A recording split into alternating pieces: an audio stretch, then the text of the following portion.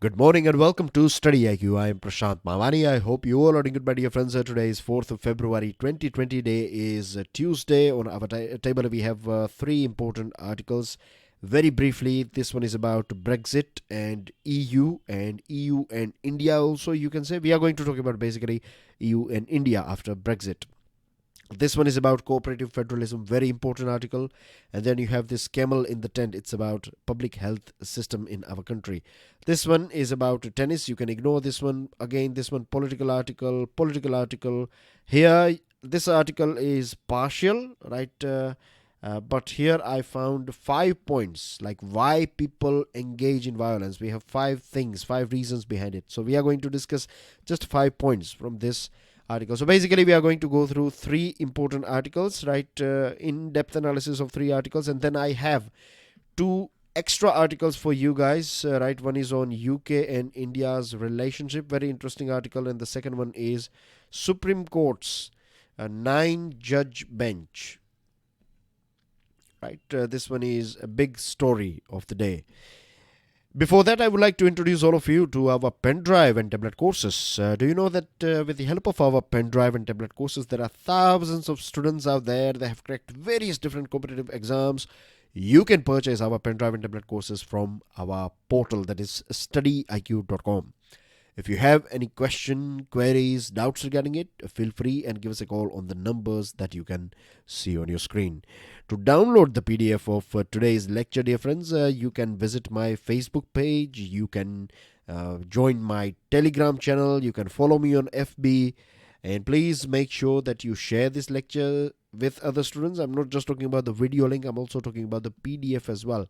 Hit the like button if you have learned something from today's discussion, and please don't forget to subscribe to our YouTube channel. If you have already subscribed, then I expect and I request as well you guys to tell other people as well, curious citizens as well as those students preparing for various different competitive exams. Ask them to subscribe to our YouTube channel. So what Brexit means for the EU and its partners, right? Now, 31st January 2020, official divorce took place between UK and European Union. As you can see on your screen, this is UK and this is European Union. Brexit basically means Britain's exit from European Union. So this is what Brexit is all about. Of course, you'll be aware about this thing. This is not a new thing. Brexit is not a new topic. The only new thing is that official divorce took place just a few days ago.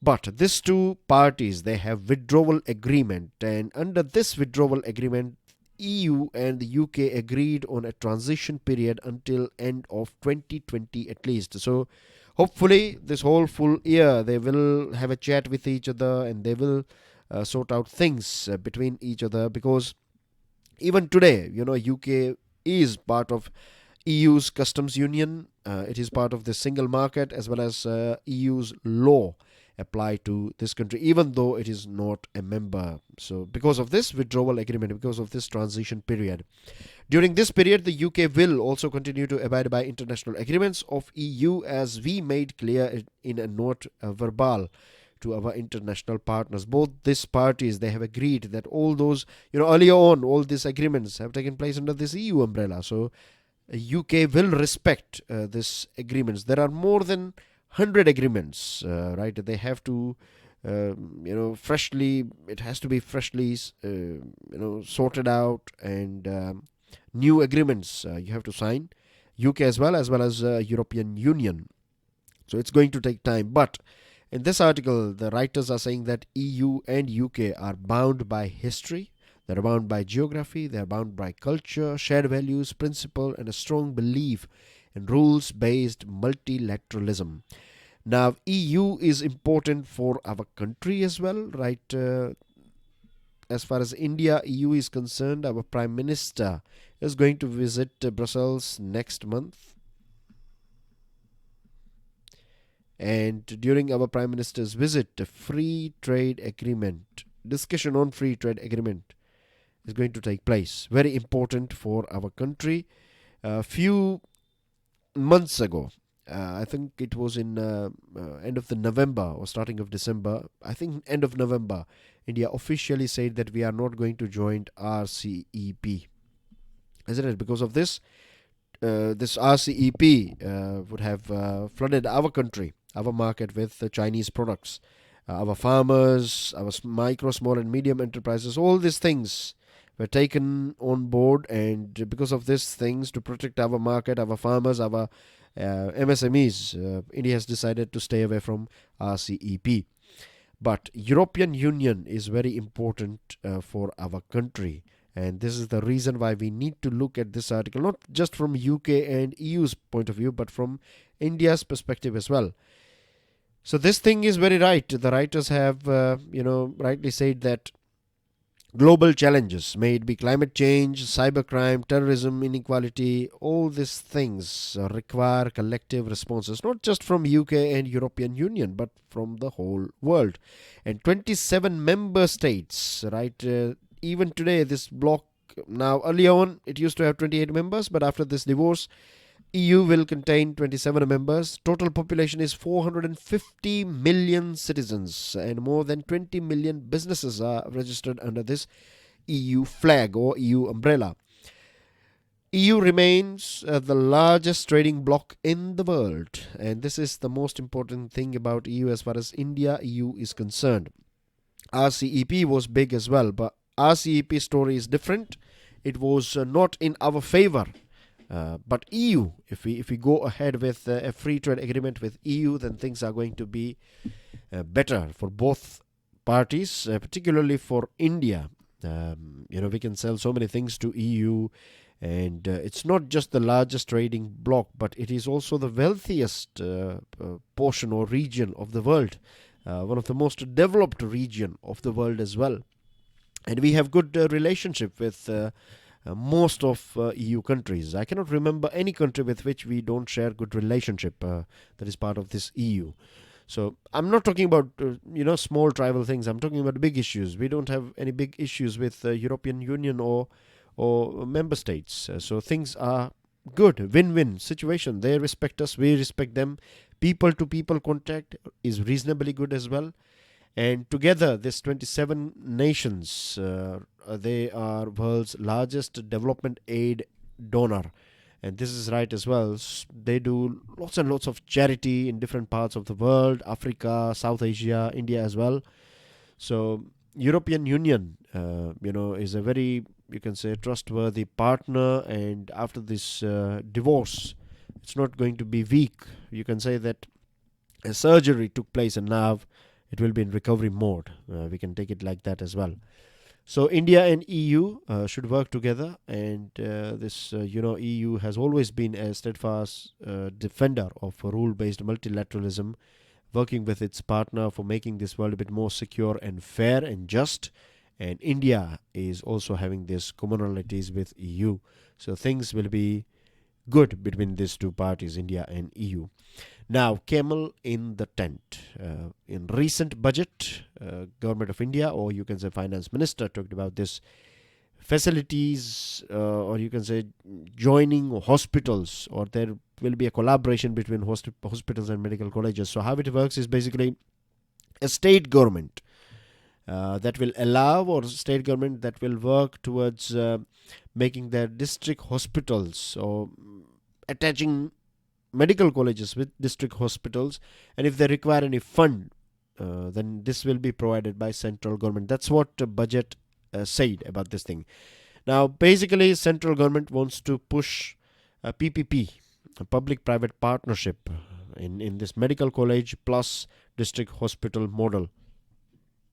Niti Aayog's recommendation is that both central government as well as state governments are not having that much fund. We lack fund, and we have to achieve this medical standards, or we need a public health facilities. So for that, the best way, as per Niti Aayog, is going ahead with public-private partnership.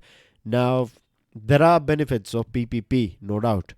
But if it would be road construction, dam construction, or any other infrastructure, then I would say yes. But when it comes to public health, then it is a matter of concern, because in a welfare state like our country, India, in a democratic country like ourselves, India, these facilities should be free of cost, right? Equal, accessible, affordable healthcare should be provided to each and every single citizen. This is I'm talking about an utopian. This is our goal, long-term goal. At present, we cannot achieve this thing because of various different reasons. Like we have, India is one of the top player when it comes to producing doctors as well as medical staff. But still, we have a shortage of doctors in our country for various different reasons. We have a big gap when it comes to urban-rural gap in medical facilities. It's quite big. Our approach is more reactive rather than being proactive when it comes to health. Fund has always been a problem for our country. And here government is talking about PPP model. Now the thing is, a private sector, right? Why a private company will join government? Why a private hospital or a medical college will join government in achieving this thing?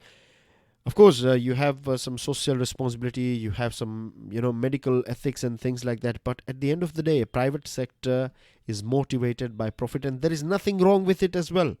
Let me make it absolutely clear to you guys. There is nothing wrong if a private company is working or if it is chasing profit. There is nothing wrong as far as the money and the business that you're doing is legit. And if you're paying right amount of your tax and everything, then there is nothing wrong with doing or generating profit. And in fact, when a company generates profit, it can employ more people. When people will get job, they can educate their kids, their loved ones. They can look after them, they can provide them health facilities and surviving another. So no nation, no society can survive without businesses and profits, right? It is very important for us to understand. We should not have this negative approach. Yes, as I told you, right, if the business is not legit, right, if it is illegal business selling drugs and other things, then yes, that is something we don't want to see, that sort of profit, right? We want legit business to flourish in our nation and in our economy. Now, allowing private parties could seriously dent public health services because, here now Niti Aayog is also talking about creating these two categories. One is free category and the other ones are people who will pay for the services. Now, I'll give you one example of UK. In UK, there are people who are entitled for benefits, like they get a house and rent, and they get milk vouchers, and there are a few benefits that, of course, you cannot live a luxurious life, but you can at least survive, So there are people who are doing nothing at all, and they are just, they're, I would say, like just, completely dependent on these benefits, and they are living a very, I would say, good life. They don't have any stress for work. That, if they don't smoke and drink, and if they avoid all those things, then they can live forever. When I say forever, I mean to say they will have no problem at all, because your health facilities are free. You don't need, passes and other things because you don't have to go to work, right? It's only once a month or something. If you go out for leisure tour, then you would need tickets for your buses and other things. So basically, if you control your expenses, unnecessary expenses, then as well you can live say a sort of good life. But there are people who are paying taxes. They are working very hard. They pay tax, right? And they are not happy with these benefits nowadays, because they say that these people are living better life. They have to work, they pay tax, and they don't get all these things. So we can see the same situation here, like people who are working hard, paying taxes, right? And they are paying taxes. This money is used for providing free facilities to poor people. Now, we have to understand that we have to support poor people as well. But if you will charge those people who are paying taxes, they are not going to feel happy about it. So this can be a big problem in future. And when it comes to spending after healthcare, we are just giving 2% of our GDP, which is not enough. Judging by the population, the necessity, and the way we are when it comes to health. So we have to take a holistic approach. And here what government is proposing, private and public partnership, this is going to be dangerous. It has few positive points as well, but if you are In some places, yes, PPP is good. In some districts, right, PPP is okay. But if you are trying to, have a partnership with private player and providing or converting this all the district hospitals into a sort of private and public parallel body, then it can create problems in future. And one of the main reason why government is doing this thing is because government wants to create more medical colleges so that we can generate more doctors, and this is the long term plan. But there are other ways through which we can, without this PPP as well, we can create more doctors, isn't it, by opening more government as well as giving licenses to private medical colleges. Moving on to next item, towards cooperative federalism. Now pay attention here, this pyramid. So here in the pyramid that you can see on your screen, the base is National Population Register, and from this you get this NRC. So here NPR is the foundational register from which the NRC will be built. Remember this point. Now on 28th January, as of 28th January, there are in fact 11 chief ministers. They have expressed their unwillingness to implement NRC. West Bengal and Kerala, these are the two states, they have stayed all this work associated with NPR. Punjab has passed a resolution seeking amendments to NPR form to ensure that it does not seek data that may be used for verification of citizens in future or present. Now we have this rule, citizenship, registration of citizens and issue of National Identity Cards, Rule 2003, which provides for the process by which a taluk level officer will prepare NRC, that is National Register of Indian Citizens, after filtering Indian citizens from NPR. So officers may identify citizens or even whole family as doubtful without any just cause and demand evidence of their citizenship. So here we can see harassment. The second thing is, this is very interesting, the rules also permit any person to object to the inclusion of a name. So if I have some sort of personal, you can say, grudge against you, then I can, I can challenge your name in the draft register. I can challenge your family's name, and it will create more and more problem for you guys. So it's basically, weaponizing citizens against one another. And once you have this sort of cracks in your society, it will become nearly impossible. It will take ages for us to cement these cracks, and we don't want to see this sort of cracks or this sort of hate flourishing in our society. Now, this article talks about constitutional governance, and this is the most interesting part about this article. Now, the drafter of the constitution, they have given extra power to the union government to keep these states, particularly errant states, if they are going outside the line or boundary of constitution, then central government can, for example, use Article 355. It says that that the central government has to ensure that every state is carried on in accordance with the provisions of the constitution. And if central government is satisfied, if central government is of the opinion that things are not going as per the constitution in any state or more than one states, then it can implement president's rule under Article 356 of constitution. And many times in the past as well, this Article 356 has been misused by central governments. I'm not saying all the time, but there are cases where it has been misused.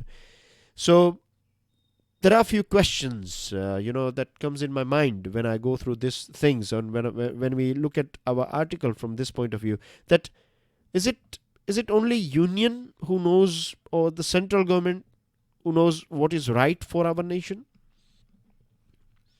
Only union government understands, or the central government understands the constitution? State governments, they don't have understanding about constitution? States are always wrong? Is it something like states are always wrong, they are always playing dirty tricks?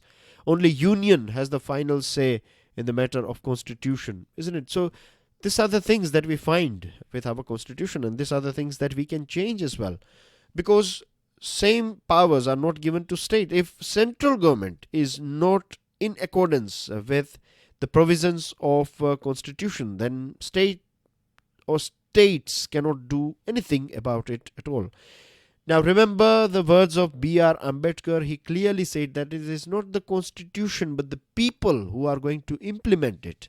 If you have good people implementing even a little bit weak constitution, then as well your constitution is going to benefit your country. If you have the best constitution in the world, and if the people who are going to implement it are, if they are crook, and if they have some agenda, right, negative agenda, then even if you have best constitution, it's not going to be helpful for your nation's maturity and development. So this is a very important thing, what Mr. Ambedkar has said. Then we have oath of constitutional functionaries, right? Judges, our chief ministers and cabinet ministers, states as well as central. They take this oath that we will do things that are given in constitution. We will do everything that is constitutional. So if central government is doing something that is not constitutional, then state, they should, under this oath, they should object. And same thing with central government. If some states are not doing what they are, if they are behaving unconstitutionally, then central government can take actions. And these powers are given to central government, but they are not bestowed on state. Now we have this S.R. Bommai judgment, very important judgment, a landmark judgment. And this S.R. Bommai judgment clearly states that states are not mere appendages of the center. They are not substitute or not substitute, but the right word is subordinate, right? A state or a province is not a subordinate of central government. It is equal. But then as well, our constitution has given some extra powers to our our central government, and because of this thing we see many times issues going on. And one thing again is important to understand is that this is the main difference between a union territory and a state. A state will have judiciary, a state will have MLAs, or you can say legislative, and a state will have executives, right? On the other hand, union territories, you don't elect people. Of course, you have two examples of Puducherry and Delhi. You have chief ministers, but their powers are very limited, isn't it? So states are equal when it comes to, when this federal structure, they are equal. They are not subordinate of union government. The union in compelling states to implement the NRP by ignoring the widespread dissent against it will be interfering with this exclusive powers of the state. When central government is enforcing this, when it is pushing or pressurizing the states that you need to implement this NRP, is basically interfering with their power. And we have examples of Australia and Canada. They have provinces as well, but their provinces or their states, they enjoy huge amount of freedom without exiting from the union. They enjoy good freedom, and this is something that we should think about. Our constitutional experts, our people should think about this thing, that states should be given. States, they do enjoy extra power, and if central government is misbehaving, then states should be allowed to take actions as well. So is there any way out? I think we should have something like GST Council. In GST Council, we have central government plus states. Same way we can have when it comes to this NRP and other things. We can create a council where you have all these states as well as central government, and you can have voting, and then majority wins. You can have this sort of situation. So this will create, this will sort out all these doubts and issues. My journey across the living bridge. Now this one is from Times of India, an article written by Dominic Asquith. He's the writer, is the former High Commissioner, UK High Commissioner to India, Dominic Asquith. Now, cricket is something very common between, and I was not sure about this thing. This is quite interesting for me as well, that Nasir Hussain, he was a former England captain, cricket captain. He was born in Chennai. And Master Blaster Sachin Tendulkar was Yorkshire's first ever overseas player. Now, apart from cricket, there are many things that connects these two countries. On your screen, you can see this beautiful dress and the pattern that you have. This pattern is called Paisley pattern. This Paisley pattern has its origin from Indian shawls. It's quite famous. This pattern is quite famous in UK. Then we have our Anita Dongre, talented Indian designer, and she continues to inspire UK's fashion industry even today. Booker Prize has been given to 5 Indian authors. 61 Durga Puja centres were created in 2019 in UK, from Aberdeen to Bournemouth, from Belfast to Middlesbrough. So relationship between these two countries are quite good, and Prime Minister Narendra Modi has coined this phrase called living bridges. And when we say living bridges between India and UK, it is about the people to people contact is quite good, and we have institutional linkages, a free flowing exchange of culture and ideas. Government to government relation are good, and there are 1.5 million, yani ki 15 lakh Indian people are living in Britain. 15 Indian origin MPs are also there in UK's parliament, and 3 Indian origin people are cabinet ministers as well. Every year we find 30,000 students visiting UK for studies, and Global Talent Visa is opening next month, which will offer top scientists, researchers, mathematicians fast track route to come to the UK. UK's National Health Service, we were talking about this thing a few days ago, remember? So this NHS has just celebrated 70th birthday, and this article says that because of 21,000 Indian healthcare professionals, they contribute for the success. They have been a very important part of this National Health Service. So things are quite good between both these nations, and of course after this Brexit thing, India and UK, they will have their own new agreements and relations, official new agreements will take place. So when you have this sort of relationship between two countries, then you can take it, means sky is also not the limit, you can take it as high as you like.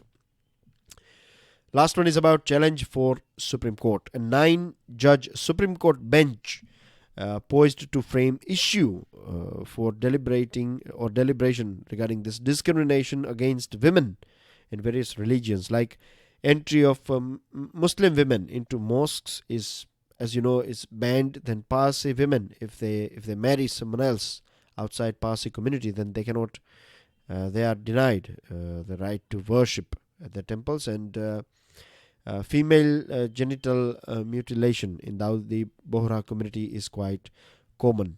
So these are the things, these are the issues that are still pending. Now, Sabrimala judgment, government, or not government, but Supreme Court has allowed ladies to enter this Sabrimala, even though the Sabrimala management people, they were against this thing.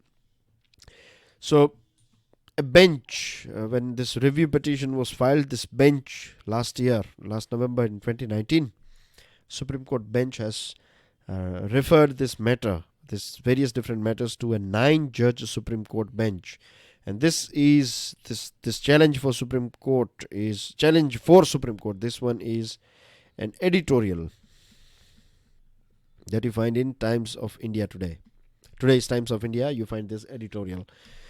So we are discussing this one basically. So like this Sabrimala dispute heard by Supreme Court at great length before arriving at a decision. Now Supreme Court this 9-judge bench will hear about all these different issues. Now the thing is, religious issues are quite complicated, because you have your religious gurus, theological scholars, they have their own argument. Then you have constitutional freedoms, then you have community and their vested interest, or you have this patriarchal mindset. So everyone has a different point of view, and to come to or to reach to a point where everyone agrees on things, it's going to be very challenging and difficult.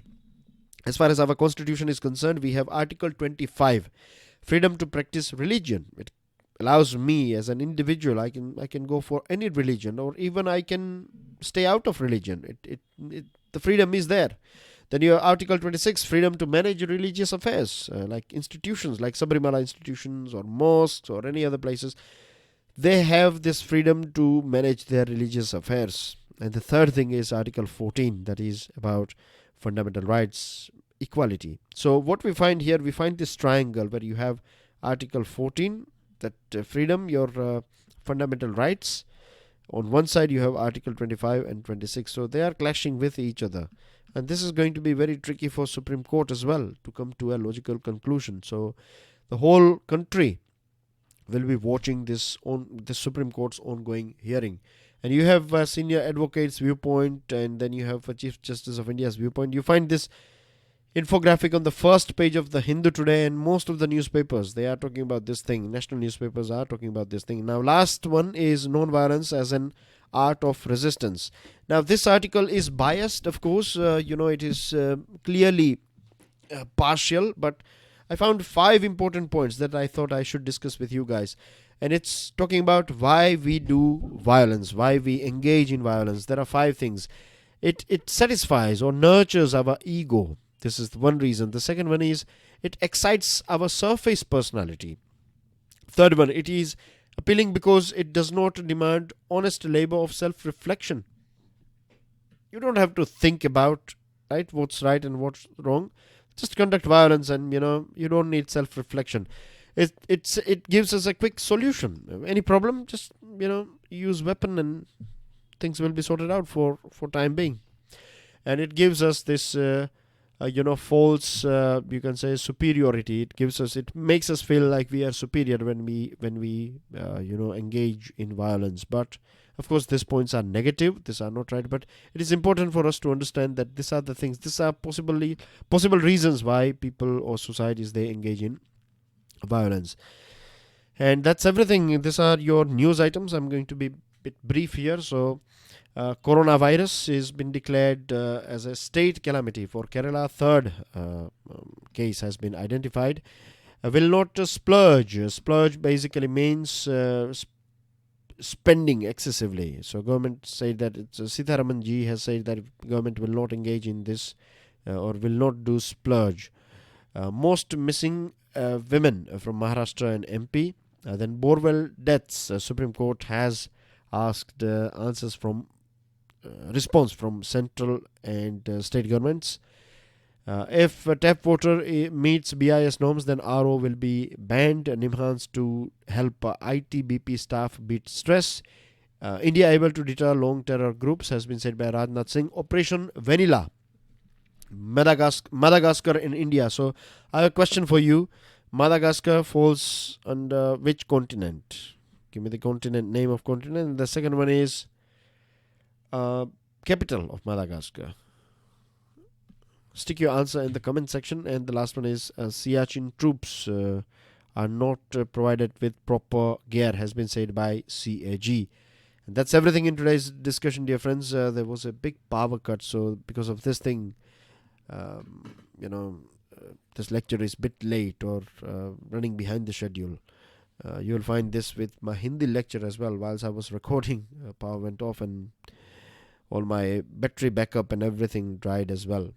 So this lecture is late today. But anyway, right, this challenging phase will go away. Like I was not well for a few days. I'm feeling a bit better, but then I had this power cut. But it's okay. I'm not going to, means I will not allow this thing to, let me down. Means I will stand tall. So anyway, I'll see you with daily financial news analysis. Till then, enjoy your studies. God bless you all. Have a wonderful day. Jai Hind.